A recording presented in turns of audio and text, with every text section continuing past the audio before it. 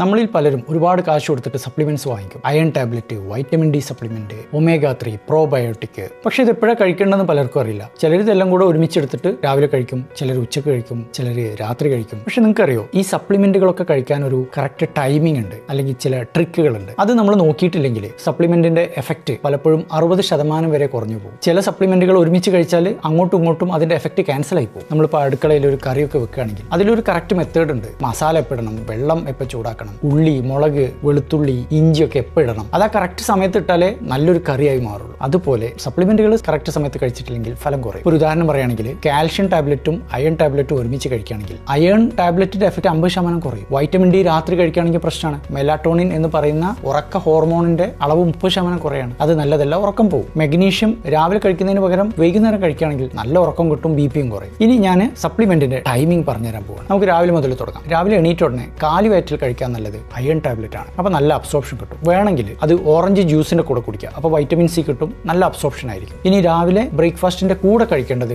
Vitamin D supplement ആണ്. അതിന്റെ effect കിട്ടണമെങ്കിൽ ഭക്ഷണത്തിന്റെ കൂടെ കഴിക്കണം. അതുപോലെ രാവിലെ ഭക്ഷണത്തിന്റെ കൂടെ കഴിക്കേണ്ടതാണ് B complex, omega 3 fatty acid. ഇനി ബ്രേക്ക്ഫാസ്റ്റിന്റെ 30 മിനിറ്റ് മുമ്പ് കാലുവയറ്റിൽ കഴിക്കേണ്ട മറ്റൊരു സപ്ലിമെന്റ് ആണ് പ്രോബയോട്ടിക്സ്. ഇനി ഉച്ചഭക്ഷണത്തിന്റെ കൂടെ കഴിക്കേണ്ട എന്താണ്? സിങ്ക്. അതുപോലെ വൈറ്റമിൻ സി കഴിക്കുന്നുണ്ടെങ്കിൽ അതിന്റെ ഒരു പകുതി കഷ്ണം ഉച്ചഭക്ഷണത്തിന്റെ കൂടെ കഴിക്കാം. ഇനി രാത്രി ഡിന്നറിന്റെ കൂടെ എന്തൊക്കെയാണ് കഴിക്കേണ്ടത്? പ്രധാനമായിട്ടും കാൽഷ്യം ടാബ്ലറ്റ്. അത് രാവിലെ കഴിക്കുകയാണെങ്കിൽ അയൺ ടാബ്ലറ്റിന്റെ കൂടെ പ്രശ്നം ഉണ്ടാക്കും. പിന്നെ ഉച്ചക്ക് ബാക്കി വെച്ച വൈറ്റമിൻ സിന്റെ ഒരു പകുതി രാത്രി ഡിന്നറിൽ കംപ്ലീറ്റ് ചെയ്യാം. ഇനി ഉറക്കത്തിന്റെ 1 മണിക്കൂർ മുമ്പ് മഗ്നീഷ്യം കഴിക്കാം. അത് നല്ല ഉറക്കം തരും, മസിൽസ് ഒക്കെ റിലാക്സ്ഡ് ആവും.